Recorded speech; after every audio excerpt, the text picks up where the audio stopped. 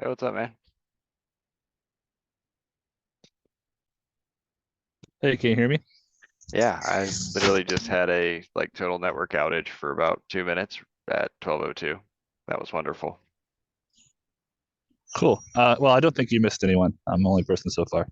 Yeah, there was one dude stopped in a little earlier and then peaced out. I think it'll take some time to get these going, but I'm gonna host them every week so that we can hopefully get that started, heading in the right direction. Yeah, I've been thinking for some time we needed these community calls instead of our kind of our one-way official calls we normally have. Yeah, I've got a pretty big project in the works right now that I posted a link in the main chat about it. Eventually, basically, I'm going to have like a whole collaboration space for discussion and working on building solutions to work build on top of the grid. So like the direct admin stuff and ISP config, just doing a lot of that stuff, and then giving people a way to kind of have some direction when they join in and start working. That's great. Yeah, I think we all like kind of tried to do this all like 8 months ago, but it just really wasn't at that level yet, so it just kind of fizzled out. Well, and I mean, honestly, as we've been doing it now, we're even finding a lot of problems that I think we're gonna need 3.8 to fix. So there's a lot of really cool Well, stuff in 3.8. better we find out about the problems than someone else, I guess. Oh yeah. I'm waiting on Samal was supposed to be coming because I was gonna kind of go through gateways with him, but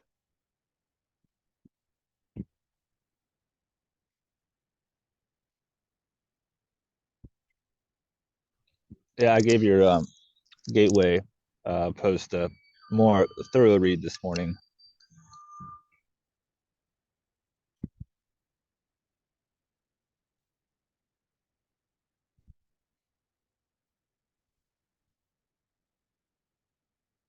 yeah, yeah, I mean, it is pretty complicated. I think mostly because of nomenclature more than anything, because it's just like it's confusing to have gateway addresses and addresses for public config and addresses that deploy, and we don't really have a delineated way of presenting that.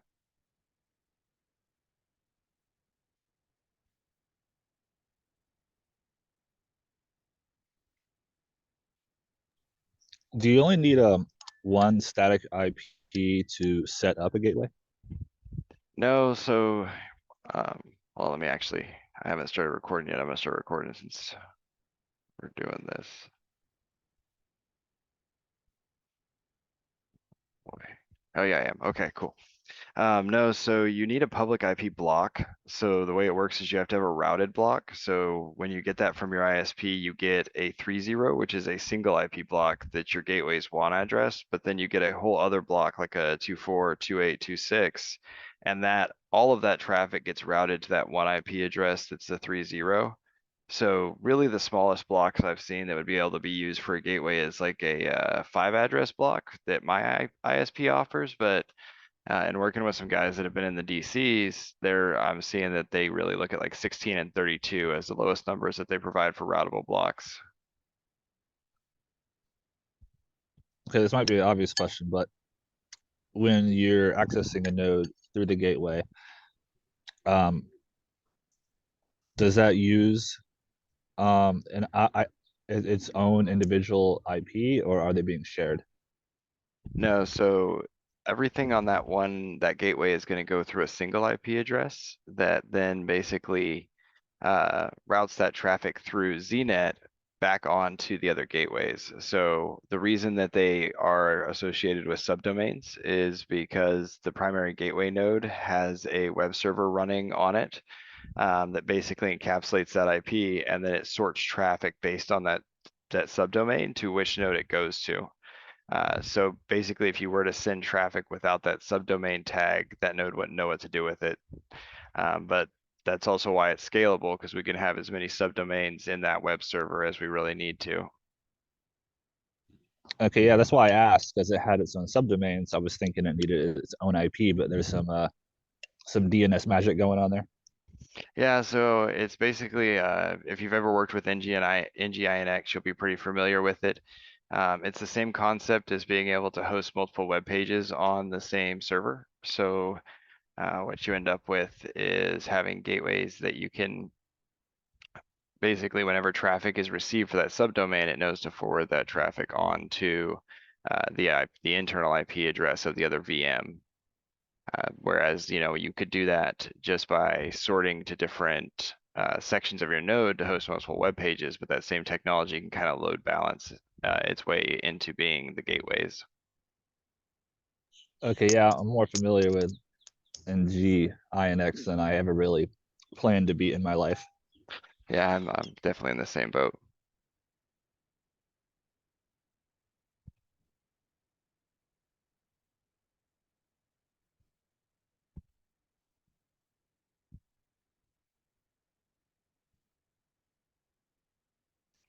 But yeah, that's so really, I think some of the big options that we need to look at for kind of expanding the gateways is right now those gateway names aren't really determined by the farmer. So like if you deploy PeerTube, you get a P and then your twin ID and then the node's name as the subdomain of the farm of that node. So oftentimes we're ending up with like 4 and 5 dots in that chain. So I think we definitely need to look at that, but I think it's also using those subdomains in the back end that wouldn't really matter. It would just be if we for workloads that are hosting towards kind of the public, like if you're trying to host a website that you're going to give people that domain.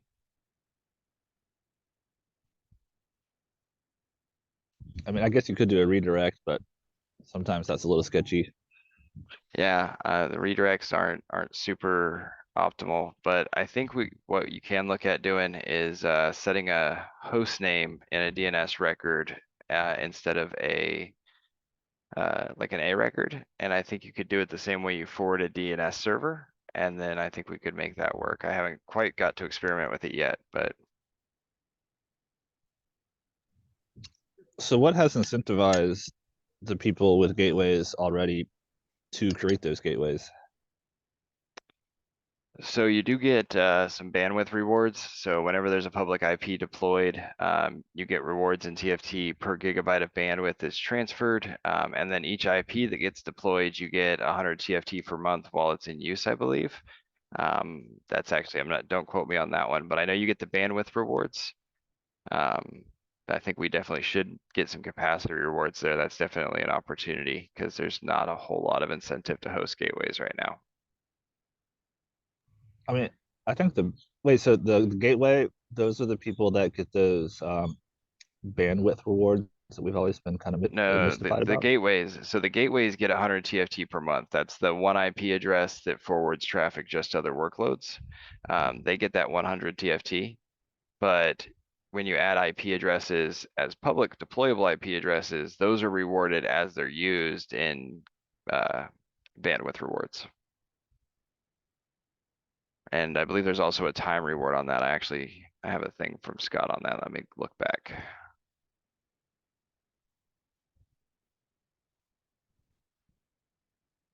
We were just doing some calculations on this.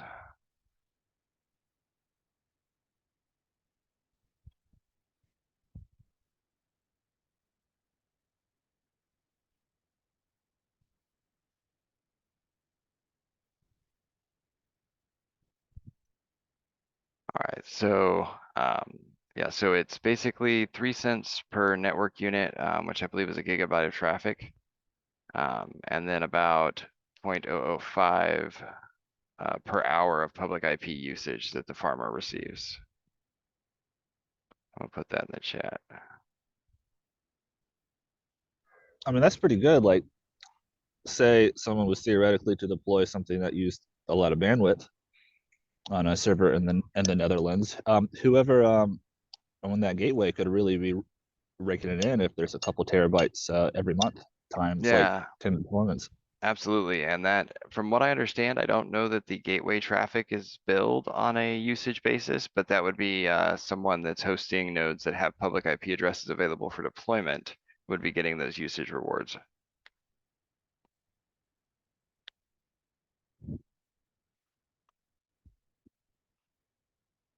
I need to get some clarification on that. Wasn't Wayne gonna hop in? Yeah, he said that he was gonna try to get by. I believe it is midnight his time, so I feel like there is definitely an option that he may have fallen asleep. I'm definitely gonna be looking at hosting these probably at 2 times. I might even host one at midnight my time to be at noon their time, or it's at least 10 p.m. there. Yeah, I think it's 10 p.m. Yeah, all these it's kind of lucky I'm even able to do this today. Just kind of ducked out.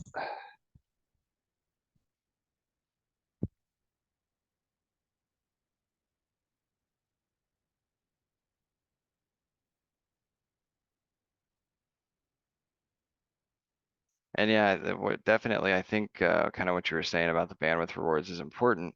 The trouble right now is that you can only access those once someone has been incentivized to start paying for that block of IPs. And it's not an easy setup to get it in place. So I think we need to probably look at some sort of reward structure that kind of incentivizes the initial deployment of it. You know, even if it's just like 100 TFT per month per IP address or something of that nature, I think it would be super beneficial because I've been working with some farmers and it's taken quite some time to get their IPs set up because it's pretty complex. It's really getting into configuration that's normally done at the level of the ISP. But it's also really what makes the grid able to create necessarily kind of that new internet model and really perform functions that are beyond, the classical stuff that's possible. It's also super noteworthy that you can actually use IPv6 addresses as well, as long as you've got a router advertisement, uh, a router advertisement for a prefix on your network. Your three nodes will automatically be able to grab that and deploy public IPv6 addresses without you having to do really any configuration. The original specs in the GitHub kind of call for everyone being IPv6 ready, which is a little ambitious since people have been saying that for like 15 years. Well, it is.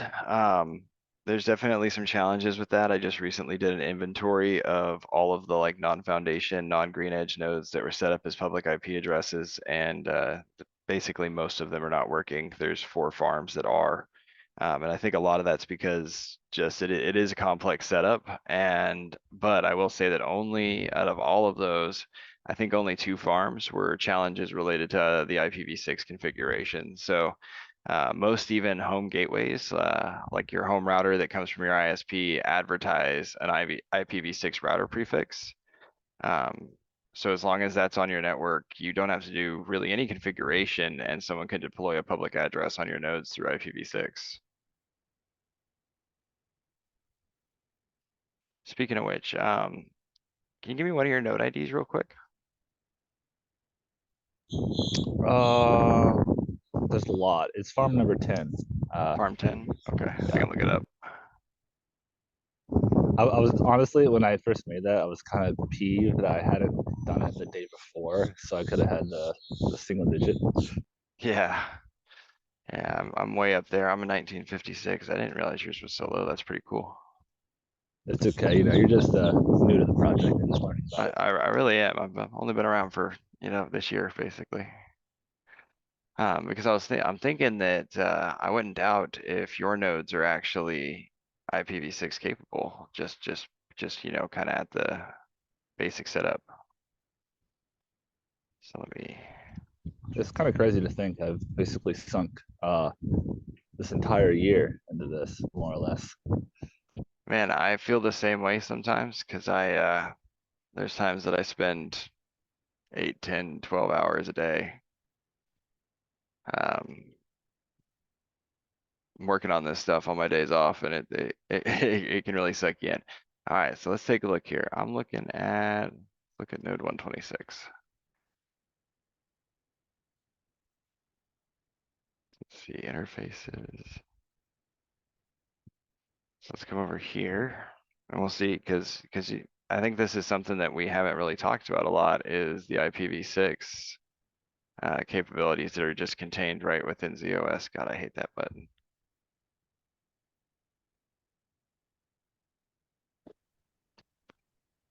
Hey guys, Hey, how's it going, man? Welcome to the group. very good. I just saw the invite in the Threefold group, so I thought let's jump in and see who is Drew. Just a guy that likes to do threefold stuff, really. Yeah, I Um, see. we were just And kind of talking about gateways and kind of how the IP addresses work and how you can kind of route public traffic through the grid and that kind of thing. yeah, cool. Nelson, I've already met you in the past, through chat, I think. Nelson? Yeah, it is your username your name here, or Yeah, it's Joris. I don't know if is it showing up my name? yeah, I see it. Yeah, it definitely looks familiar. Yeah, yeah. Well, a lot of names going on, so not always easy to to remember who's who. But I thought I was just going to join for 5 to 10 minutes. Just had little time. Just go ahead. I'll be listening and looking and learning. Yeah, I appreciate it, man. That's how we're gonna get this stuff kind of off the ground, is just having everybody come through. So, but we're gonna be doing Yeah, this every week on Monday, so it'll just no, be that's kind cool. of for anyone to come through and ask questions, get help with their farm or deployments, that kind of thing. That's cool. Always about the same timing. Yeah, I'm gonna do it at noon, which is my time, Hmm. which is when we started this one. But since there is a pretty heavy European community, I definitely am thinking about doing it probably at the opposite as well. I think it's pretty late there for you guys right now. Yeah, but well, I think it's well. You have to see with the community, yeah. But I think it might be perfect timing because this in Belgium it's now 7:30 in the evening. Okay, yeah, So that's not too bad at all. yeah, that's about the time that people stopped working and start doing crazy stuff, like threefold. Yeah, I work in healthcare, so I'm up at all hours of the night and day, so I can really Yeah, do it whenever. well, you'll see how community reacts on it. Hmm. And that's really what it's going to be.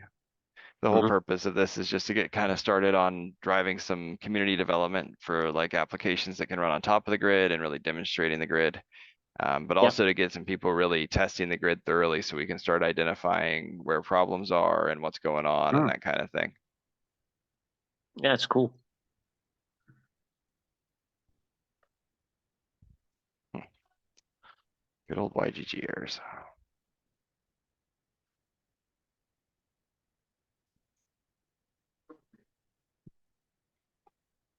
So do you have nodes in are you a farmer? You looking at deploying?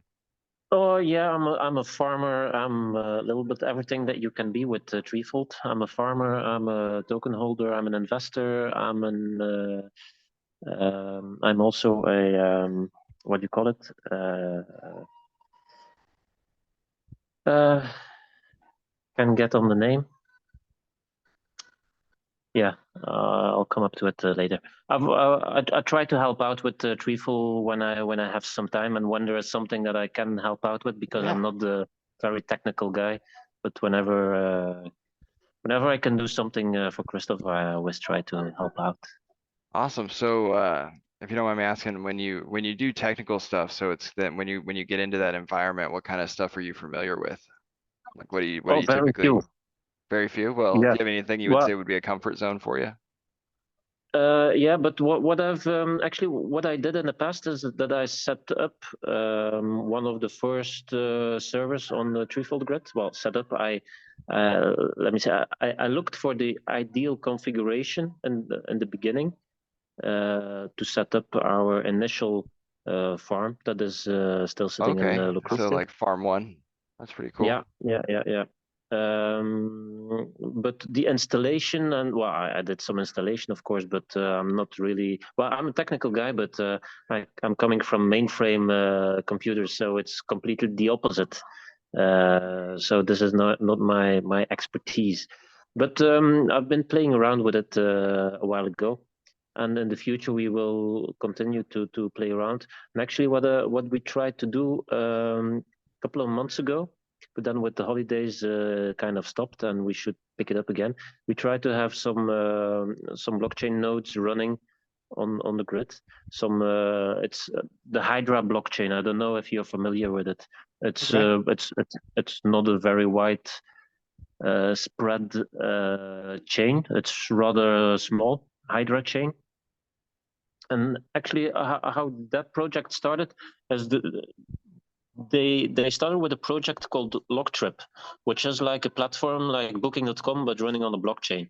And they were using a blockchain, and then they saw, well, yeah, the blockchain does more or less what we wanted to do, but it would be better if we create our own blockchain so we can create, well, we can have it do what we wanted, exactly what we wanted to do. And so they created their own blockchain, which is Hydra. And Okay. so it would be nice if we get some some of those nodes. Well, we wanted to also to create a weblet for it, huh? But there is a guy Ooster. Maybe I don't know if you heard of him. He's also a community member, and he's more technical into this. So we'll certainly join one of the next meetings, maybe with some questions. Awesome. Yeah, I'm looking at their website right now. It looks kind of Mhm. similar to Flux in that. And I think I saw them on the pre-search competition list as an infrastructure That's competitor possible. for the Yeah. grant. I Yeah. think all of these projects are just provide absolutely great opportunities because not only Yeah. just for us to be able to create a node, but with the size of our grid, we're sitting at about 3,000 nodes right now. So looking Mhm. at Hydra, something like this, having the ability for them to put a small VM or even take up a whole server on our grid could theoretically triple the size of their grid right now. Yeah. Yeah. And Yeah. we have the technology to do it. So I think it's great. But I also think, bringing these communities together could be a huge benefit as well. Yeah. With Threefold Yeah. being open source, if we can really get into the spotlight and get people engaged in what we're doing, I think we'll see developers from places like this want to contribute and really kind of us all work together on one solid internet plan. And kind of the Yeah. Internet of Internets model would allow for them to be their own small, theoretically Hydra could be the token for a subset of nodes. Yeah. Yeah. Yeah. Yeah. Yeah, Yeah. And, I've been telling the CEO of Locktrip and of Hydra. I've been telling him about Threefold, so he's aware of Threefold. But well, it's probably not his top priority to look more into it. That's also I know. I've also been talking to Christoph yeah, about Hydra. And of course, well, for Threefold, it's easy. The benefit is that we have a grid where you can have decentralized node. So that's why I think once we get that node running via weblet, then we can then I think they should sit together and see how well. To look at eventually more benefits, but I think it's fairly simpler. If we get that node running, then it's interesting for all the Hydra members to get, because what they do now is that they rent some server, some Amazon, and they have the node running on there, and we can perfectly run the node on a Threefold grid, because I already deployed it in a container. So we already were able to deploy the container, but now, of course, we want to have a weblet with the possibility to enter the needed parameters and stuff like that. yeah. So But that's it's running definitely. on Linux, so whatever runs on Linux runs on the bread, right?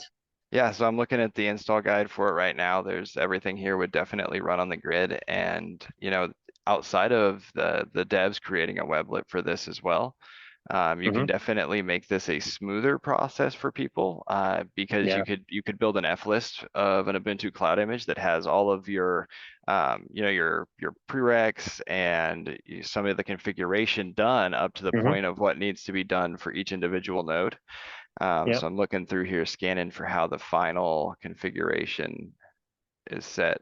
So basically, you could just install everything up to the node until you get basically up here to run. And then Yeah. as soon as you deploy, you could go in and do your CD here and then deploy your Mm-hmm. node. So it wouldn't be a one-click solution similar to like your weblets are, but that F list would Yeah. make it so that they don't have to download or install anything. They just have to run the configuration steps when they Yeah. deploy. Well, which they have to do anyway if they install it on another server. So Yeah, exactly. So I think that's always an option, and we have some great documentation available on making F-list, and that's a process I Mhm. generally am able to help with as well. Um, Yeah, so but I looking think at it, yeah, I think we even created an F list already, a very basic one. But I'll dig back into it, and I'll come back to you guys yeah, on the absolutely. Monday together with Uste, who is more technical. So yeah, let's. This is perfect timing to pick this up for me again, because I already tried to schedule a meeting with Uste, with the other guy, because he's also from Belgium, and he's working close to where he's working close to where I work. But well, with COVID, he's working one day and 1 day a week in Brussels, and me too 1 day a week. So it needs to be the same day, and then we. But we should be able to meet. I think this week or next week, and then we can. Yeah, we'll get to you. Yeah, no worries, man. And if you guys have a time constraint that keeps you from being able to have that conversation on a Monday, I am always Hmm. happy to set up and do something like this just offline with a group because Okay. ultimately what I'm doing is as I help everybody do it, I'm creating tutorials for those things so that we can have Yeah. documentation of how all these things were accomplished. So yeah, just let me know where you need help and we'll get you there. Okay, that's cool. I have to drop off now. I have to go get my kid. All right, But yeah. Thanks for very stopping very by. good to see you. Yeah. Thank you, and thank you already for the explanation. Huh? Yeah, absolutely. Okay. Take care, Andrew. And Nelson, you too. Take care. Bye, guys.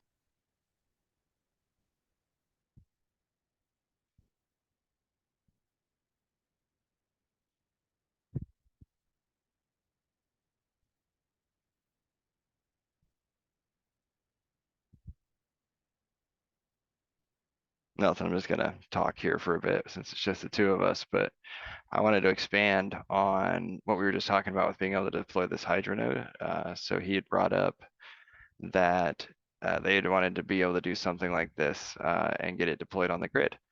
With that being said, it's basically a blockchain node that's similar to a 3 node that's able to be run in a virtual machine.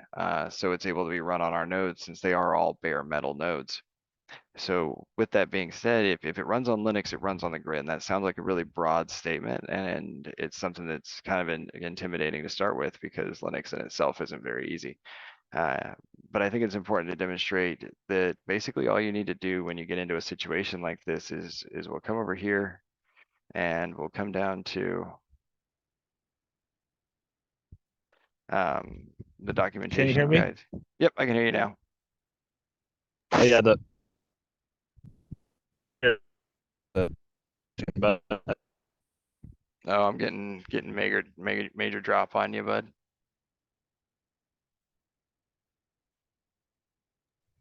can you hear me now? Yeah, I can hear you now. Okay. And with that being said, you would just come down to your kind of the install tutorial here. Got the wrong link there.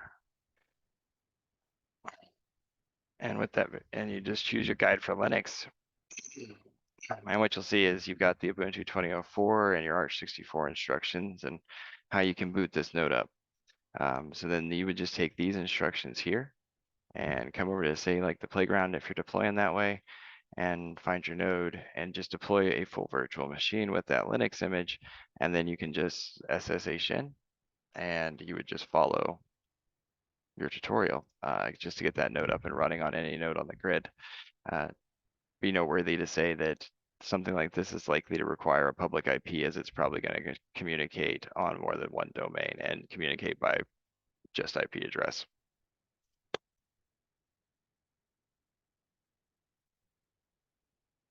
So he mentioned F list, and I saw you mention them on your tutorial. What exactly can turn into a F list and what can't? So basically anything that's Cloud Init capable can. Right now, the Ubuntu Cloud Init repo is maintained with the grid. So we're able to make sure that the Ubuntu images stay very compatible. But really anything that can be booted in a kind of from a hypervisor can be made into an F list. It's right now there may be some more testing and determination steps if you're having to do different bootloaders and stuff. Um, but the important thing is just, you know, any Ubuntu cloud image can be made into an F list with any additional or less payload than it initially had. So you can basically take that cloud image, build your server, and then that can be hosted as an F list. Now, right now, all F lists are public, so you wouldn't want to host anything that has like keys in it or something like that as a permanent F list. So like in this situation, you would just want to get all the parts there so you can configure it and add your keys after deployment.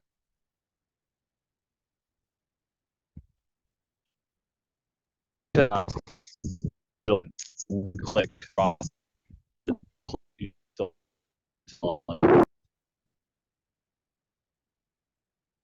You're breaking up. I'm sorry, I'm outside. I'm not sure how great my reception is. okay, I can get you now.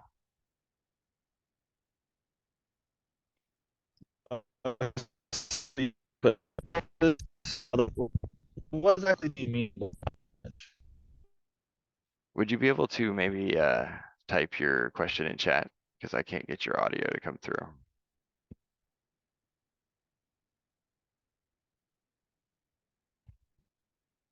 Can you hear me over here? Yep, now I can hear you. Yeah. So, what exactly do you mean by cloud image? Like like a Docker image, or Yeah, I don't so follow. so the cloud images are just one of the downloads available on the Ubuntu site. So if we come over here, you can get your different cloud. Okay, so you mean an Yeah, so it's just your basic Ubuntu image that's, you know, your full server image with systemd and all of that, and then you can modify that image, upload it as an F list, and then it's able to be deployed to servers. The F list does a whole lot of extra stuff to it, because what happens with the F list is it's a whole file system in itself, where when you deploy that image, the node only pulls down the parts of that F list it actually needs as it needs them. So it reduces the amount of traffic necessary for deployments and things like that, and it allows the storage system for all of the F lists to not store repetitive data. So when all of those F lists go into like a big aggregator, and it's able to just, you know, keep logs of all of the parts of all the different F lists and then pull those down as it needs them for that image. But yeah, ultimately an F list is just your basic Ubuntu image. The F list part of it is just a layer or kind of a wrapper around it that makes it compatible with the grid for automated deployment. Is there any sort of tutorial on creating and adding these to the hub? Yeah, so I've got a video on it, but also Bert from the team did a fantastic tutorial on how to do it. I think this title of it may have made it a little bit hard to find, but it's called Manipulating Cloud Images for the Grid. And here he takes basically one of those cloud images that we just saw over on the Ubuntu main site, and he's able to modify it, start it up, run some commands in it, install things, and then repackage it into your F list and then upload it to the hub.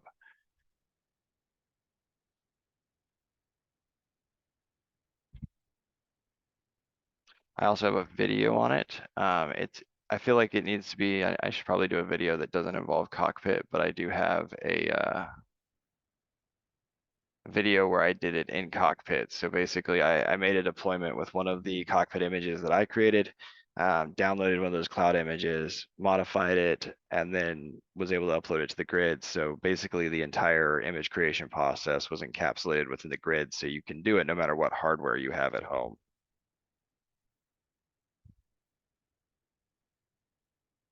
Yeah, if you could, is that Bert's video on the YouTube or Vimeo? So it's actually on my YouTube for the video, and it is in that thread for manipulating cloud images for the grid. It's just about down towards the bottom of the thread. I posted it in there, and I can share a link in the chat as well.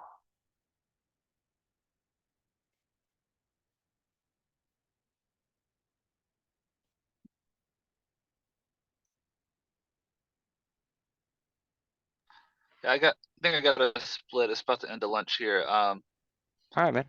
I'm gonna save the rest of my questions for next time. I think next time I'd like to dive into sort of like the quantum safe file system, attaching disk, and Terraform. There's still a lot of mysteries around that. I think only a few people have actually done it, so I'd like to learn how to do that. Yeah, that's definitely a goal I can set. I will be honest, I have yet to figure out Terraform myself, but it's not because I've actually got the resources I need to do it. I just haven't not had any time to do it. But I think an interactive terraforming session would be a fantastic topic for next week. Yeah, I tried looking through the documentation, and it's amazing that the play grid really takes a lot of that hard steps out of there. We probably have to get a member of the team. Scott has a video from a year ago, and I hate to Yeah. watch it because a lot of the info is probably obsolete. Yeah, so the info in that video is not obsolete. I've actually watched it and it's still relevant. It is just a little bit hard to understand. I think the problem that we're having right now is that the documentation we have for Terraform assumes someone is familiar with working in a Linux command line environment, which isn't the case typically. So I think that's where we need to improve is we need to maybe have a few more steps documented before we get to here's the commands you run. Well, I mean, to be frank, if you're launching something via Terraform and you don't know Linux, you have no business being there probably. Well, I mean, I'm one of those people. So, Oh, sorry. but I am learning Linux as I go, so it's improving. But it's definitely I think I'm a great example, and I think that's why a lot of my tutorials end up helping, is because I oftentimes am having the same exact problems that I'm later helping people solve because I'm just learning Linux myself. I really didn't gain those skills that far ago. I learned them mostly getting Chia up to date. Learning all that, and that project was a kind of a giant flop. And now I'm kind of standing on the knowledge that I learned from that on this project. Yeah, definitely my kind of start for it was definitely that I got started in the world of OpenWrt, which is Linux based, and kind of started with YGG Yggdrasil. Gosh, Yggdrasil public nodes. That was definitely my first project before I ever deployed a 3 node.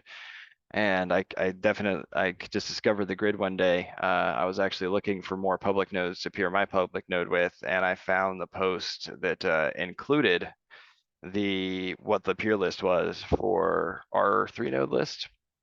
And I then promptly caused a bunch of issues by attaching a subnet that used to be segregated to the main net a few months ago, and then stopped doing that. But yeah, that's how I actually got started in the project. So you found Threefold through whatever, how to say it, YGG something. Yeah, Yggdrasil. It's like some sort of Viking word, but yeah, it's YGG. It's what the planetary network is based on, or the kind of the base development chain of the planetary network. See, I think that's our problem. Everyone finds out about Threefold in like these random obscure ways instead of like directly. Yeah, absolutely.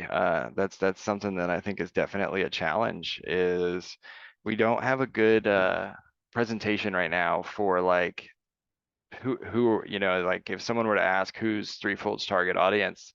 I don't know if we've decided if it's developers or if it's users that would be using AWS or kind of where we stand on that. But I think if we wanted to make a really productive decision, it would be to make our target audience the kind of Linux developers who can take what we've done with the grid and start putting and packaging around it and using those substrates to make real services, so that they can demonstrate its functionality in that and then really expand. Because ultimately, if we can get 10 people like Green Edge who host nodes like Zonaris, they're going to find problems and they've got their own team of people and they're going to help us fix problems, but they're also going to create technology that ultimately leads to everybody being able to use the grid more easily. Yeah, I think the target is sort of industry and developers kind of just only recently came to that realization. I am excited to see what Tius or Tice is coming out with. I know he's been busy working on some user-friendly third-party provider application. Yeah, I know he was working on basically having a service similar to Zonaris that deploys the streamer nodes, but having it for a more classical uses. So like running VMs that have, you know, Windows or Linux or something like that on it. That would be a fantastic use of the grid. Yeah, for sure. Hopefully we can get everything built out and popularized before we have too much crypto winter damage. But yeah, on that note, I do gotta split. It's the end of my All right, lunch. man. I will definitely try to hop in next time we have one too. Thanks, man. I appreciate it. You have a great day. You too. See ya.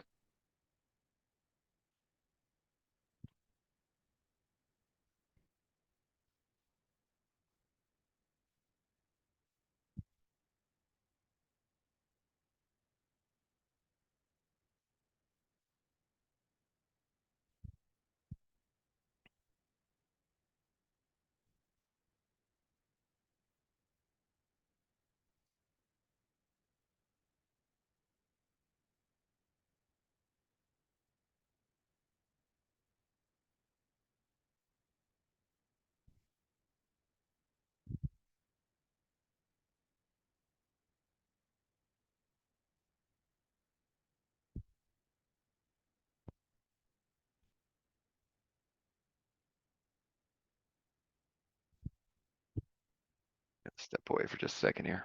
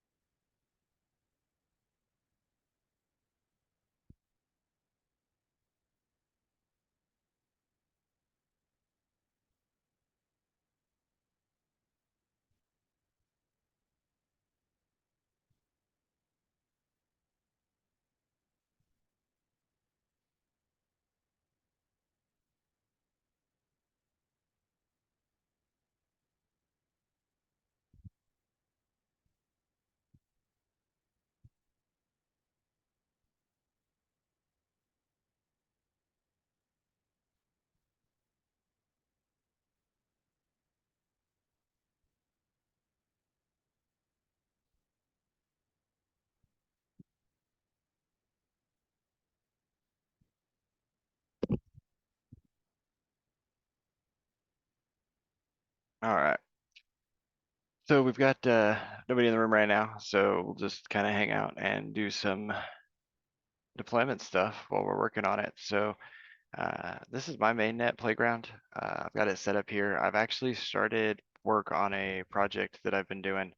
I'm going to be setting up some name servers and things of the like kind of all over the world, just basically to demonstrate the web hosting capabilities of the grid.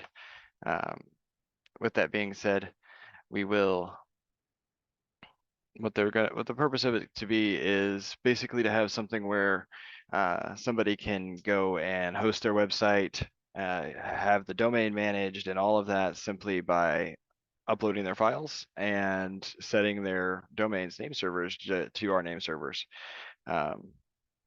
This is definitely not something that's going to be more like the weblets, but something that's going to be a little more intense for more development style things. But it's something I think is going to be really cool. Now, Nelson had been asking about creating some F lists. With that being said, we explained the F list process a little bit, but I just wanted to go a little bit deeper.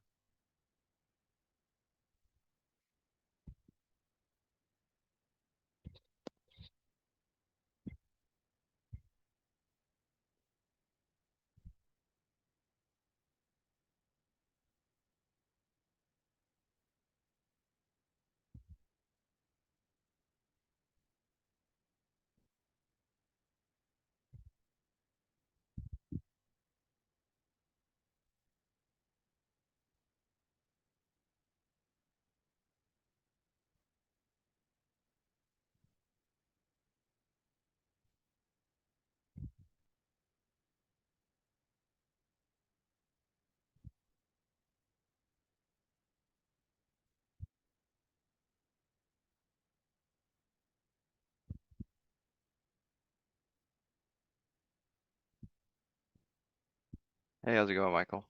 Welcome to the room. It's just me and you right now. We had some people here a little bit ago, but they all finished up their lunch and had to go back to work. Oh, right on. Yeah, I'm like I said, I'm doing the same thing technically.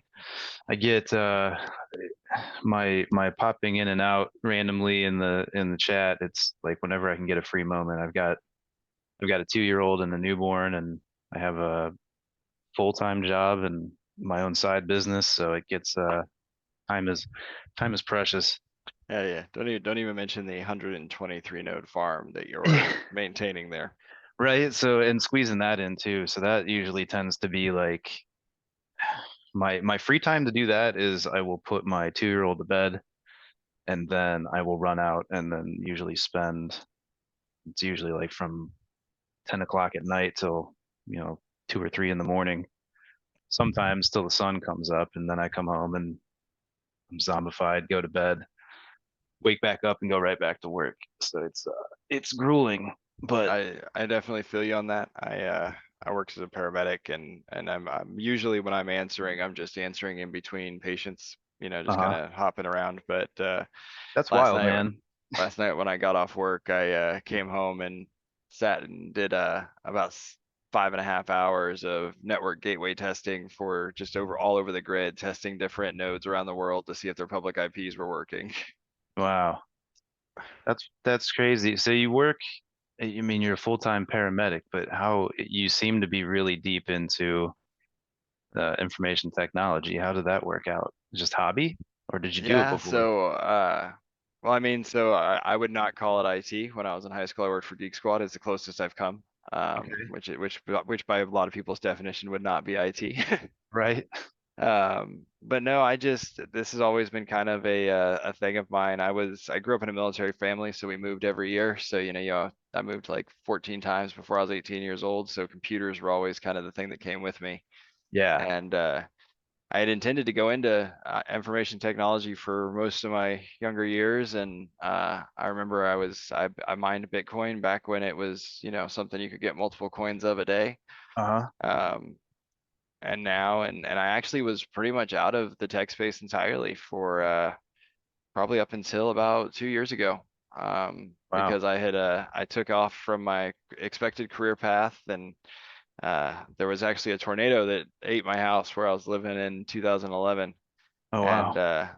I did some search and rescue after that, and it kind of bit me, and I went and was a fireman for a couple years, and then became an EMT, and then a paramedic, and now I'm working on getting my way back into doing something IT.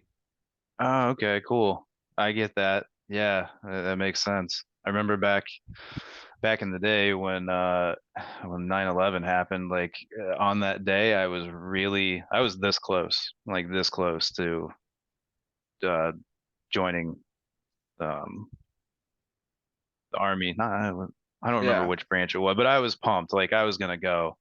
My my dad actually talked me out of it. yeah, So yeah. No, uh but yeah, I think at the pandemic and that, I'm looking to move back into IT as a primary role, but for now, that's it's just where I'm at. yeah, well, I mean, it definitely seems like you would find a spot pretty easy. That's why I was the whole time like I'm like this dude's a paramedic and he's doing this advanced networking just for yucks. Like where did this come from? Yeah, it's just I just really enjoy doing it. Yeah, I hear that. Yeah, I was in the kind of the same boat. Like I always had a computer when I was a kid. Well, it started with my dad's good friend he was crazy about Flight Simulator. So he had the whole crazy setup, like full table with like the professional um yoke and all that stuff, pedals and like was way into it. And I was just impressed by like I would sit there and fly the plane the whole time that we would be over there, but I was impressed by like just everything technical. That's entertaining. I've got mine here. Yeah. My chair's set up for it.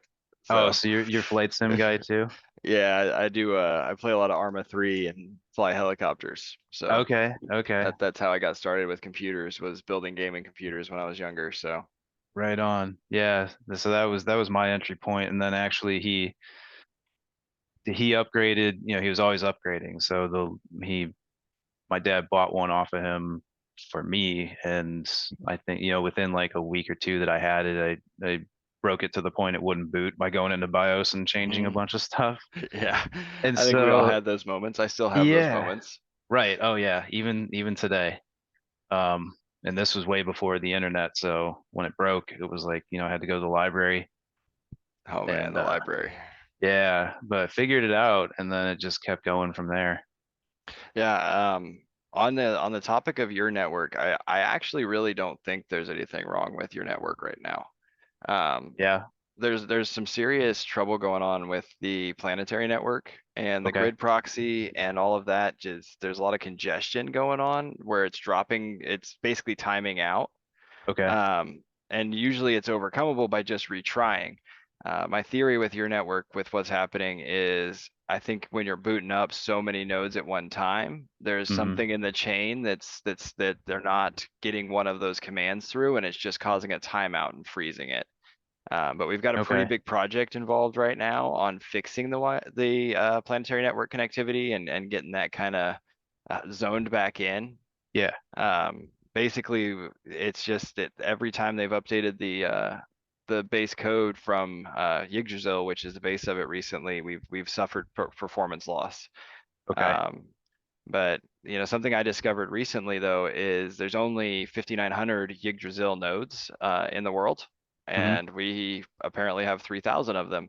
Wow. And we exist in a private subnet that's secluded away from the rest of the network. So I think when for instance, we've had some people peer the two networks together by adding Uh, the public network and our network to the same peer list. okay. And when that happens, it can cause a topology shift that moves the root of our network away from where it's supposed to be. Okay. So I think there's a lot going on to fix that. I think I've seen just about everyone on the dev team in that issue on GitHub. So All right. I mean, that's okay. That's promising for me to not be so ready to pull my hair out, but I'm still not completely convinced it's not me, because I'm yeah, no, I know I'm that feeling. yeah, because I'm wondering if it's something with pfSense high availability, because first See, of all, it's very, very picky. To build an HA node, if you misstep one time through the whole process, and it's a long oh yeah. process, Hold then on, I'm you gonna have to, move a cable real quick. I want to show you something. okay. Yeah, you got to blow it up and then start over again. I had to do that three Oh man. times. Yeah, and I've been in that boat so many times with my nodes. I remember when I very first started really doing this, I was just struggling with getting drives wiped because Yeah, I had never used Linux almost at all when I started playing with Threefold. So, yeah, I was trying to do it in Disk Manager and it just was not working whatsoever. yeah. Um, I'm very green on Linux as well. but yeah, and it's just it can be really frustrating, but uh, I think it's the public configurations and general networking is something that I know we're working on getting really fixed up. Hmm. Because right now it's just there's not a whole lot that kind of tells everyone how things should be. Yeah. I just recently learned that your entire farm can be able to deploy public IPv6 addresses as long as there's an RA on your network. Okay. So basically, if you put that RA out from your cluster, Hmm. you can deploy an entire 6.4s worth of addresses as public workloads at that point with IPv6 addresses without having to do any additional configuration. Okay. Which is just huge because I mean, we talk about the IP shortage and that, there's no shortage of IPv6 addresses. So the more farms we can get that can host that, the better. Yeah. Yeah. Yeah. Mine's all in IPv4. I think I told you this before. I don't know if building the HA setup, if you don't choose IPv6 initially, I don't know that you can just flip it on. Yeah, I've been working with another farmer over in the Netherlands that was just getting a uh, new set of nodes set up with some IPv4 addresses, and Hmm. it's been a bit of been a bit of a chore because there's some pretty complex networking going on with the public addresses, but Yeah, and obviously IPv6 being one of those. But what I yeah, want to show you is just like looking at one of my nodes here. It is just absolutely wild the amount of networking that goes on once you start adding IP addresses. yeah. So you know your ZOS has got private subnet stuff, and I was recently told that these aren't supposed to be here, and that these two should Okay. not have. There should be an IPv6 address here, but that I should not have them on ZOS. So that may not be good as an example. But then you've got all this here, and basically what Yeah. this does is this line here, your pub, is Hmm. what creates those gateways that allow this node to forward traffic to other nodes for their workloads. Yeah. So basically, it'll just kind of beam that traffic through a tunnel, and to the internet, it appears that workload is running at that IP address, but it's actually running on a node. So that would be something where someone could deploy, you know, a massive amount of workloads using your nodes with the 123 nodes worth of capacity. Hmm. But they can use my public IP addresses to host on those nodes. Oh, okay. And Um, and is there a clustering option available? Like, can you cluster a bunch of nodes in the same subnet if a yeah, so customer you wanted to? totally can. Okay. It has to be done via Terraform. Okay. But basically what happens is you create a VM network that's through what's called Zero Network or ZNet. And it's actually a WireGuard based tool that puts all Okay. of those nodes within that network in a WireGuard subnet. So they have a private Ah. address. So then you can have one node with a public address that routes to all the other nodes, or you Hmm. could also have you know, a bunch of nodes with public addresses that can also communicate through an encrypted network on their private network.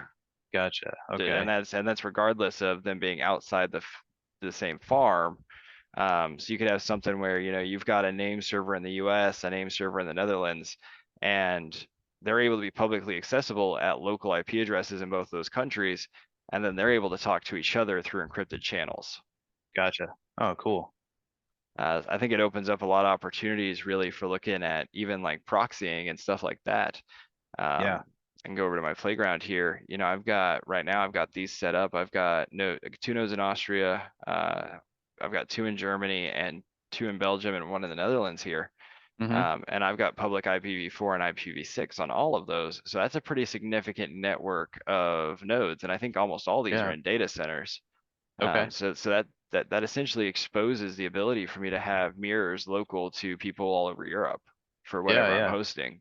Right. Oh, that's cool, man. So yeah, and that's kind of what I'm hoping to get started with a lot of this is we're going to be doing these talks so that we can go over just the kind of the basics and demonstrate some of this stuff because really the grid's capability is far wider than most people realize at this point. Yeah, and like I've mentioned in the chat, I am at a very basic setup right now where, your average user would get a node, plug it in, and have an internet connectivity. It's kind of on the same par with where all my stuff's at right now. I've got it to the point where I'm just trying to get it all up and running. Hmm. And so again, very basic setup at the moment, but we want to get the advanced networking going now that What's one of your node IDs? um one of my first ones is 628.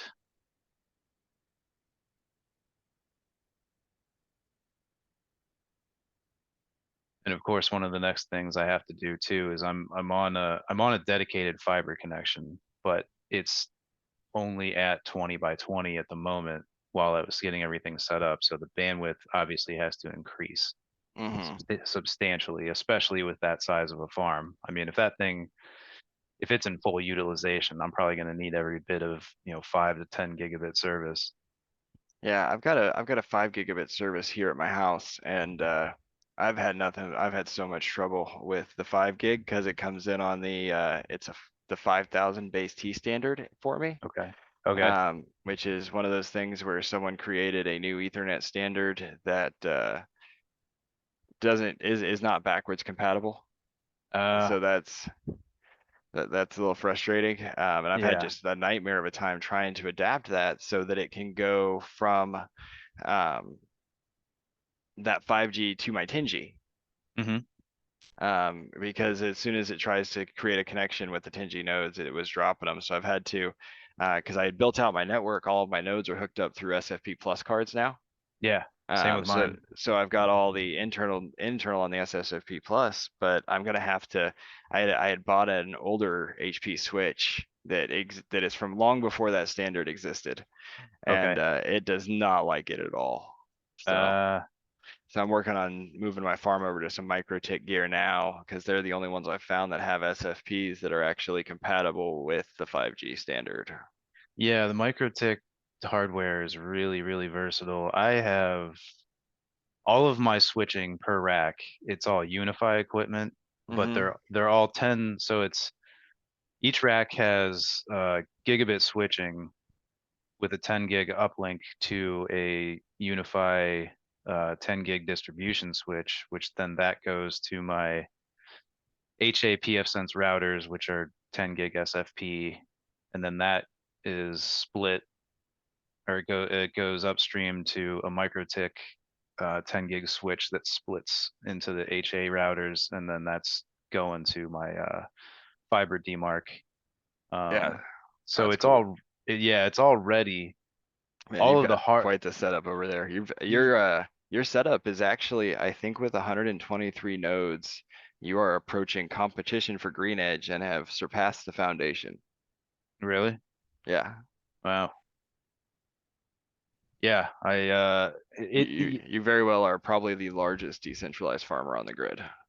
probably. And like I've mentioned before, it was a lot of things just came together unexpectedly to make this possible. Like I did not plan to get this big, but it started with, I mean, I had a couple of nodes, you know, I was building up. I was like, I'm going to get to 20 nodes in the garage, maybe 40, and then that'll be plenty. And then I came across a business that had not closed down, but well, a business that closed down, sold the building, and then the new business that bought it was a construction company. Okay. And they had tons of racks, tons of had switching equipment. It was Cisco switching equipment, but it was a what are they? The Cisco Nexus. They're very power hungry. So Oh yeah. yeah, extremely power hungry. So, but racks, the main thing was the industrial grade UPSs. They had 4 um, data center grade Oh, UPSs. like the full rack ones? Almost, yeah. Their floor model, their floor units. You can put them in a rack. If you put them in a Yeah, rack, I think they eat up half the rack. They're like that's 10, impressive. 10 to 12 U. But each of those new, or on the, I don't know what they are new, but on the secondhand market, I haven't seen them cheaper than 10K a piece. That's Well, wild. yeah, so they had 6 racks, they had 4 APS units, they had all of the C14 to C13 power interconnects, um, networking cable, tons of other stuff, but they had no idea what it was. So I found it on Facebook, and I'm Oh looking my at it. gosh, I've had it. That's how I got my nodes. Yeah, Mine was yeah, only 4 nodes, but yeah, yeah. So I found that, and I'm looking at it. I'm like, and it just said, you know, call to make offer, and I'm looking at the history on it, and it had been posted for over a year. oh man. So I'm like, these people have no idea what it is, and it's just sitting there taking up space. I'm gonna go take a shot at this. So we go and look, and I'm like, wow, this is a treasure trove. And I was like, I'll give you $1,000 for everything. And the guy was like, give me 1,500 and we'll call it a deal. Oh, sold. Oh man, Sold. your return on investment is like 2 weeks. Yeah, yeah. So at that point, I was like, okay, even if I can start building, and if this goes sideways, like I should be able to resell even these UPS units and make a bunch of Yeah, money off of them. Yeah. absolutely.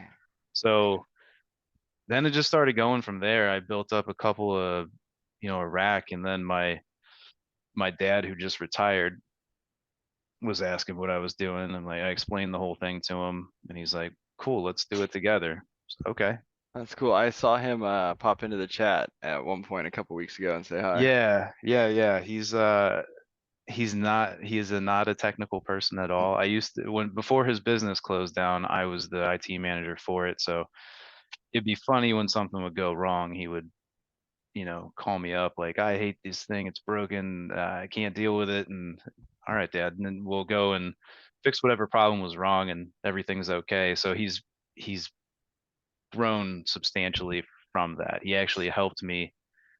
I showed him how to assemble nodes. So he was helping me put them together, and it's That's cool so because cool. yeah, he's way into it. Since he's retired, like I said, now it gives him something to do. And Yeah, I got my dad got his first step into crypto putting a helium miner at his house, which Mm. unfortunately now are less than profitable. Or I guess they're still yeah, profitable because I only paid like $100 for each of ours, but yeah. Oh, I know. I made it into helium. When did I start?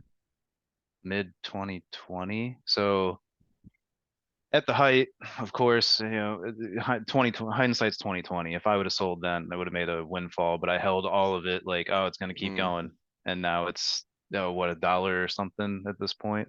Yeah, it's But it, interesting. It seems to be going back up. Um, but I think it's the mobile, the new token is really where it's going to be at with the 5G yeah, cells. I'm hesitant to reinvest in helium just because I feel like they didn't really do very well for by me the first time. no, there was a lot of fluff of like who they were partnered with and what they were gonna do, and um, their partnership with T-Mobile is interesting, but Yeah.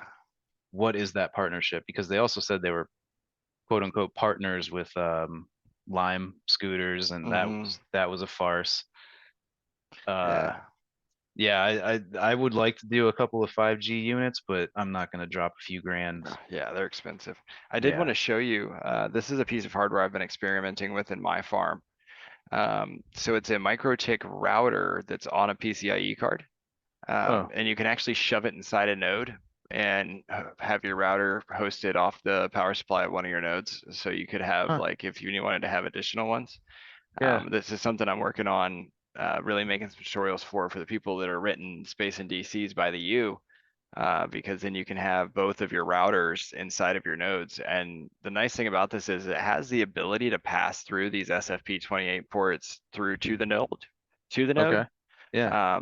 But ultimately, it also you can turn that off, and this can function as a totally independent router that is only getting power from the node that the node knows nothing about. Huh. So, like in your That's slick. setup, you could just slide this in there, turn off its connection to where it doesn't pass anything through the node, and then these things run at about 20 watts, I think. Oh wow. So it's got 4 gigs of RAM on it, and it's got an ARM CPU on it, so it's able to handle line speed of the SFP28, which is 25 gig. Yeah, yeah. Um, That's so these are something I'm going to be able to make some of the public configuration stuff a whole lot easier with because this is something. Oh, and these are only $200. That's a cool feature of wow. them too. Yeah. Um, Something like this, when we're trying to set up public IPs and that, having where we could have some tutorials built in the MikroTik interface, which is pretty intuitive, honestly, Yeah. um, to make all of this public subnet stuff so much easier. But also, if you can save 2 U's of rack space when you're renting in a DC, that's going to be pretty big. Yeah, absolutely. 25, all of that with 25 gig for $200. Yeah, I think I paid 235 for mine. That's insane. That's a And really good deal. it works really well. The only downside I really see to it is it could definitely only kind of perform the firewalling functions. You're still going to need a switch. Uh-huh. But it kind of replaces that PF Sense box so that you wouldn't have to be running dedicated boxes for that. Yeah. That's going to reduce your heat load, your power consumption, all of that. Yeah, yeah. Yeah, and I have my PF Sense boxes are hardware wise are insanely overbuilt. They're two of those Hive Zeus. Yeah, I saw the your post on that. Yeah. I have It's a super overbuilt PF Sense box myself. I have a oh, that super micro with mhm. yeah, yeah, those are nice too. Yeah, so it's got 6 10 gig RJ45s that are integrated Uh-huh. on the board, and then this card is going to be in there eventually too. So it'll have 6 10 gig RJ45s and the two SFP28s. Nice. And that board is $70 on eBay. Oh yeah. And so they're X540 T2s. So those Hmm. cards by themselves, you buy them as the dual NIC PCI version, are almost 80 90 bucks. Yeah. So you can buy that motherboard, throw I put a 1270 V3 in mine, an 8 core, and then 32 gigs of RAM. Yeah. And I mean, you're not going to need more than that unless you're really, really hosting some nodes. Right. Right. And I was able to install both OpenWrt and pfSense on it, which both worked really well. Yeah. OpenWrt was a nightmare to configure, but pfSense works pretty much out of the box. I haven't worked with OpenWrt in a long time. I think there's some really cool potential for it on the grid. They have a Cloud Init extension for it that brings the Uh-huh. Cloud Init we're using right now to start up full VMs to OpenWrt, so that the grid could assign the interfaces appropriately, so that you could have a WAN and a LAN side, and you could log into that OpenWrt router and use it to manage your whole cloud network. So essentially, you could have your one public IP address right there at the OpenWrt router, and then you can actually basically do NAT to your other grid deployments Oh wow. to let you really control your network. And I think that'll be important as we move into seeing a lot of people wanting to host not just a PeerTube or something like that on the grid, but when we see people start hosting things like business name servers and stuff, they're going to want those kinds of functionalities. Yeah, absolutely. Wow, it's incredible. Yeah, and that like you mentioned earlier, there's not much in the way of documentation, or it's spread out, it's hard to find for the Yeah, so whole. there's actually been a huge shift on that. Yeah. The library, I'm not sure why it hasn't been more put out there, but they have been seriously updating the manual. Oh, have they? Um, yeah, we can go through, like, we'll look at the FAQ section here. I mean, this didn't used to be here, and there is just crazy amounts of new documentation that's been Oh yeah. added. I haven't Um, looked, admittedly, I haven't looked at it for a while. well, and that's something that I was the other day I was kind of griping in Telegram about not being able to deploy on Terraform because there wasn't documentation. And I think it was Mahindra popped in and was like, "Well, did you read the manual?" And I was like, "There's no manual page on that." And Right? then he posted a link and I was like, "Oh, well, Ah. that's embarrassing." Because yeah, it's right here. The Terraform stuff, this they've really turned this in from what used to just be a single page kind of thing, like here's our provider, Yeah. um, where they've really broken it down and really expanded. I think they've really heard a lot of the feedback the community was giving them about but needing more documentation as we go. Right, right. Yeah, no, that's good to see. Like I said, I hadn't looked in a while, and that's yeah, that's a substantial improvement. The Grid 3.8, I think, is going to be just absolutely fantastic. There is all kinds of new stuff coming. I've heard that the Wacom Lion in it is going to be in it, Mm-hmm. but also some monitoring and metrics. I did some testing last night on trying to find public IPs all over the world for my little project, and I found that we just have a pile of farms that have added public IPs to them. I think probably just from a lack of understanding. We've got addresses like 192.168.10 Mm-hmm. saved as an IP address that's supposed to be a publicly deployable IP address. So Yeah, obviously that's I saw not. you talking about that at one point. Like, hey, we gotta nip this. Yeah, so I did a bunch of testing last night and identified those farms, thinking that we needed that, and come to find out the 3.8 update actually has the ability for the grid to do that and Ah. check those configs and clear them. So I think that'll be huge, because right now it's actually pretty difficult to find a public IP that works outside of the Foundation's farms and Green Edge's farms. As far as I Mm-hmm. know, myself, Danny, and Teus are the only ones that have them. Okay. And then there's other people that have IPs, but there's a couple of issues we found that are just affecting a lot of that. I think you've Yeah. experienced some of those. We run into places where we find things only as people test them. Something I found recently was that the nodes don't update which NIC they're using. If you unplug NIC 2 and move it to a different slot, Uh-huh. they will continue to try to use the one with no cable in it. So that's something Uh, that's getting fixed in the short term. yeah, I've noticed that whatever you boot it up with, it sticks to that. Yeah, so, and Yeah. that's basically where that came from is the public config is persisted onto the drive so that it can boot with it. And that in that public config, it identifies what interface the public namespace goes on. Hmm. So NIC Okay. one, the one for ZOS, your first LAN cable it can actually move freely. Okay. So it'll always work, but it's only with public conflicts. You got to make sure that you're using the correct interface or that you change it. But they actually just released a tool this morning that allows you to modify what interface your public config is hosted on via the chain. So Oh, okay. And that would make sense that it would tie for your public to a certain nick. yeah, because you really got to keep those isolated. If basically, well, the Yeah. way I understand it is when you look at where'd that window go? When you look at the network setup here, basically your ZOS and all of these go into a private namespace that's entirely separated from this. So when you're Yeah. running in dual NIC mode, those two can never talk, basically. Hmm. Um, it's also important to note that your VMs that deploy on your nodes, even when they deploy with just private addresses, Hmm. they'll never have an IP address they can use that's part of your local subnet Okay. so that they're separated out. So they're either going to have an IP address from ZNet, Planetary, or from a public block. So that kind of prevents the nodes workloads from ever making their way into your network. Yeah, that would make sense too. I think that's something we've had a lot of questions about is what keeps someone from deploying a VM and being like, oh, I see the shared file server on the network. Yeah, and Yeah. basically they're not part of it. No, from the get-go, I could decipher it was all encapsulated. Nothing would get out into the local network. At least shouldn't. Right. Yeah.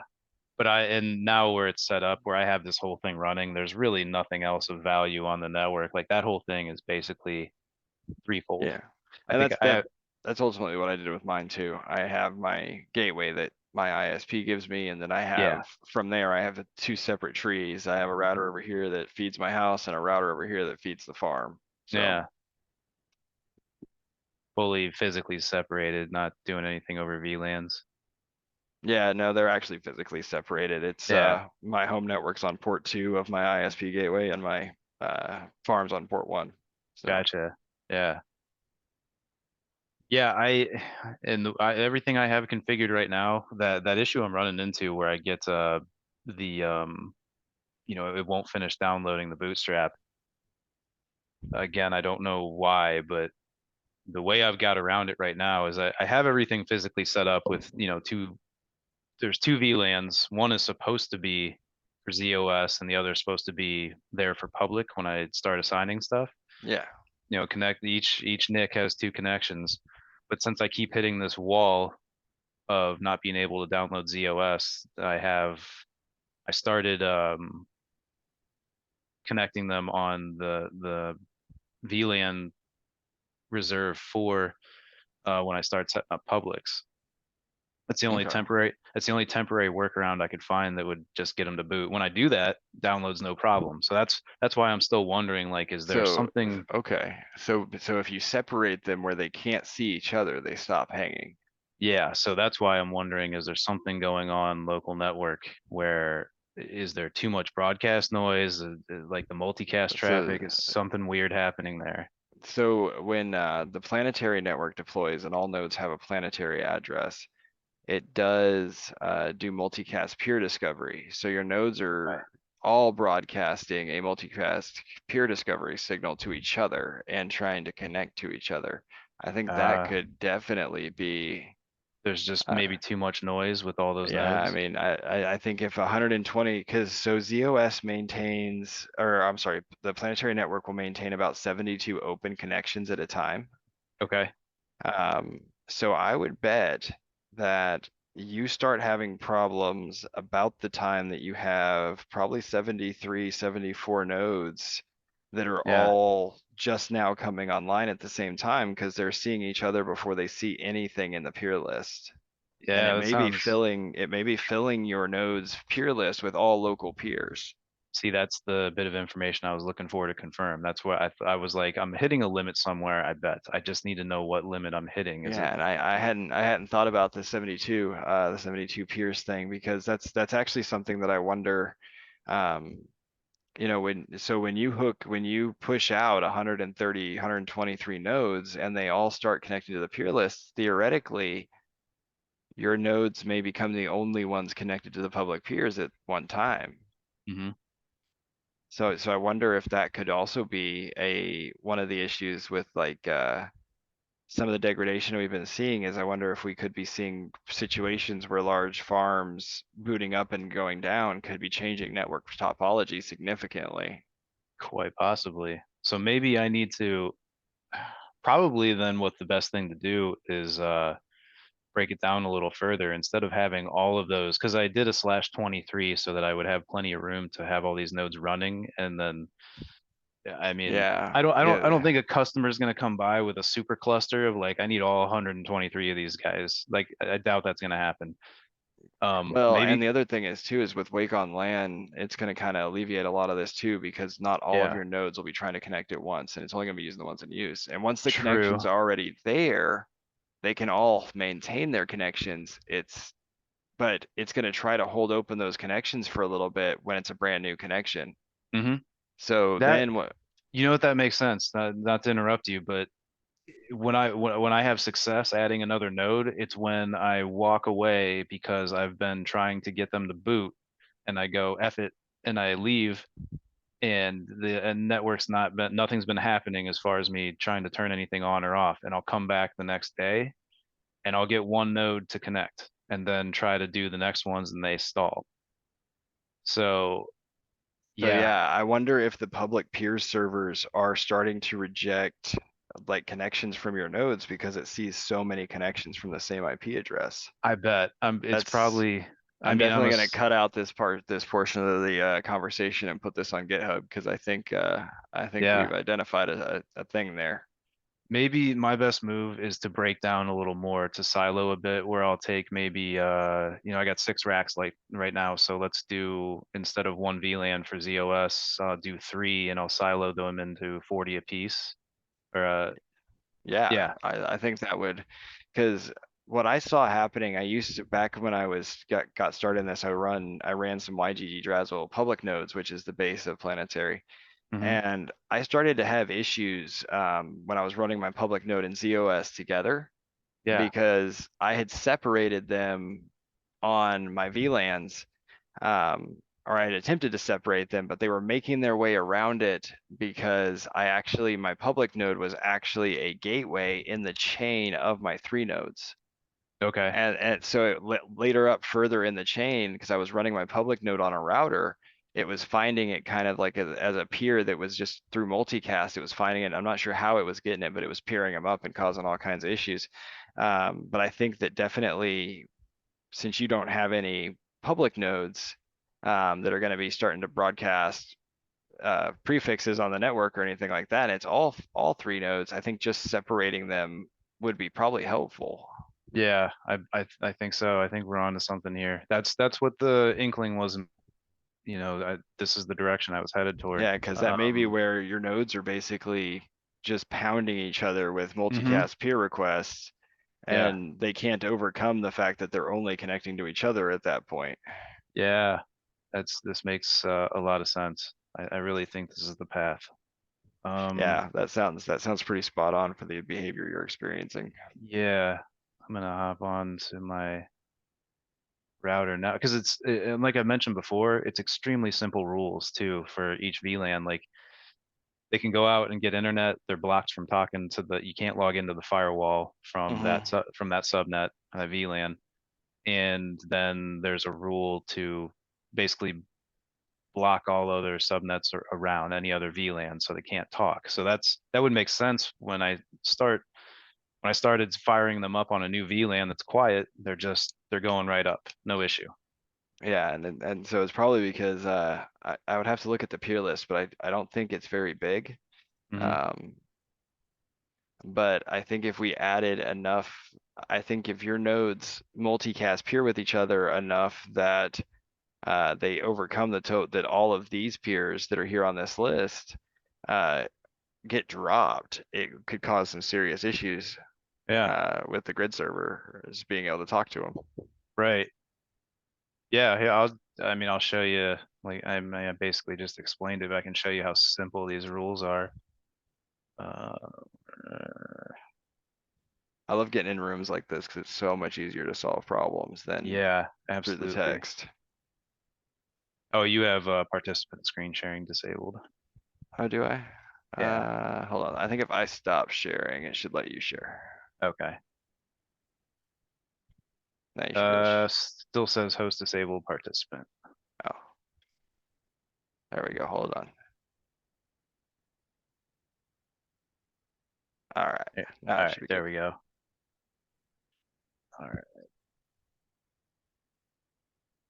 Yeah, so if you look at this, like, it's simple. Extremely simple. Well, I need to get in here. 2 rules. Don't let anybody log into the firewall from this subnet. And then here, give it internet, but block every other VLAN from communicating with it. Yeah, so just keeping everything, keeping the farm separate. Yeah. You've Yeah, got a really that's cool it. setup. Yeah. Thanks. Do you Yeah. do you do you have lights out management on your nodes going? Yeah. That's pretty cool. I've only got 4 nodes, but I just recently got all my ILO set up and am able to log in and just restart them now from my phone, and it's pretty amazing. Yeah, it's pretty great, right? I don't have, with so many nodes, as I was setting them up, I don't have all of the remote management turned on, but most of it is, or configured, I mean, most of it is there.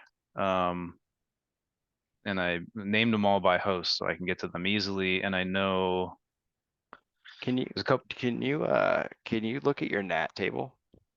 yeah. Because I'm really curious. Mine, when I ran my public node and it was doing, and I was peering it up, it was running like 8,100 connections. Oh yeah.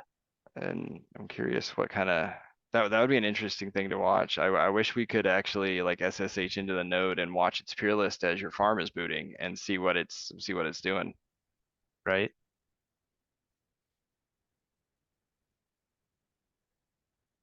Am I in the right section? I don't know that I am. No, these are for, I think that's an IP table. yeah. Um, I'm blanking out. Where is it? Trying to remember. Should be under diagnostics. Oh, where is it? It's not a big deal.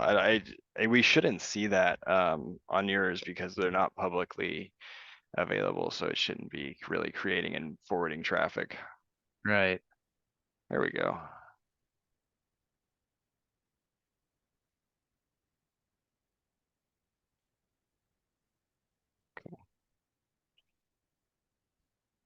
I mean, this list is gonna be Yeah, so those are stupid long. so yeah, so your 9943s Uh-huh. are your planetary network connections. Okay.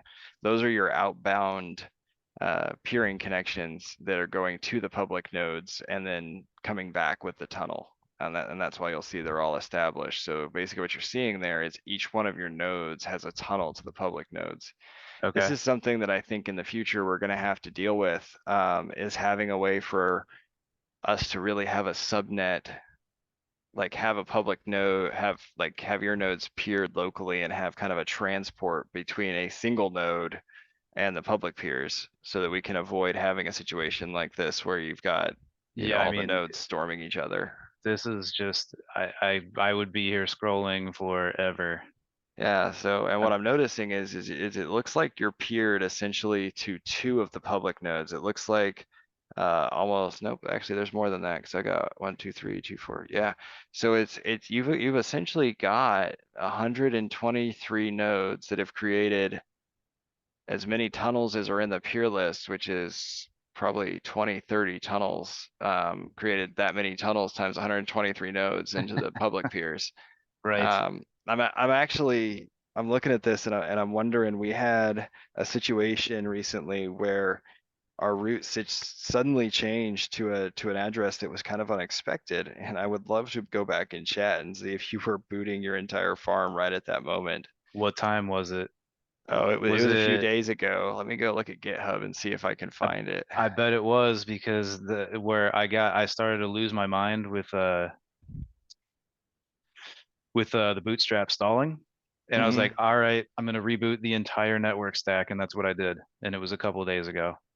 Yeah, With all of the nodes still up and running, I just rebooted all of the switching, interesting. the routers, everything from top down, and then brought it back up. So yeah, it probably was just a tsunami coming in of connections. Yeah, because the nodes communicate to the grid like through planetary typically. Um, so really just, I mean, that many nodes coming online, even just your basic, hey, it's me, I'm online now traffic Yeah, from 123 at one time, but especially right. all coming from one IP address because Hmm. as all of those packets are going out, it's all coming from your WAN address. Yeah, So it's getting, essentially a couple hundred connections at a time from a single IP address. right. Huh. Well, this has been very enlightening. I think the devs will even be interested in this conversation. Yeah, that's why I figured again with the scale that I was at that I might be causing some kind of inadvertently causing some kind of Yeah. havoc. Well, and I had kind of a good giggle the other day, when we were trying to hash out the issue of not being able to display more than 50 nodes Yeah. because when we were in the GitHub thread, they were like the devs were like, well, we don't have any farms with more than 50 nodes to test this on. Yeah, And I'm like, well, I neither do I. right.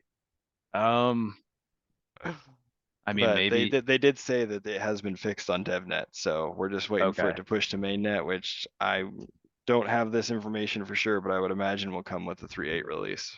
Yeah. Okay. Yeah, that sounds And good. then, but I know you've got the process from Scott now to be able to do it. Just query that stuff as well. So You're right. Yeah, and that tool was I like that. It's as in depth as you can get with yeah, getting there's any kind of actually information. there's some incredibly in-depth grid monitoring coming that will completely change that category. So Okay. Yeah, it's the speed in the last 6 months or so, even less than that, is of development has been pretty great to see. It's really well, reassuring. basically within the next little bit here, you'll be able to look at your node and see your stats live from your node, whether it be how much traffic it's moving, how much its CPU utilization is, all of that just through a web interface. So, Okay, cool. and you'll be able to really just kind of dig into everything. Yeah, that's good to hear. Well, man, Yeah, I think I'm gonna shut this down here pretty soon. yeah, I should get some work done, I suppose. But Uh, glad I jumped in. Yeah, so I think this opened, like you said, we figured out some things, I think. All right, man. Well, I will chat with you later. It's been great. Thanks for Yeah, coming. same here, man. I am going to next chance I get, I'm gonna do like I said, I'm gonna silo. I'm gonna break down that VLAN into like say 3 Yeah, different I bet VLANs. that'll alleviate your problem. I think so. I think so because it's already kind of proven with hopping onto that standby VLAN. So I think yeah, we'll be good at that point. Cool. All right, man. We'll chat with you later. All right, Drew. Good talking to you.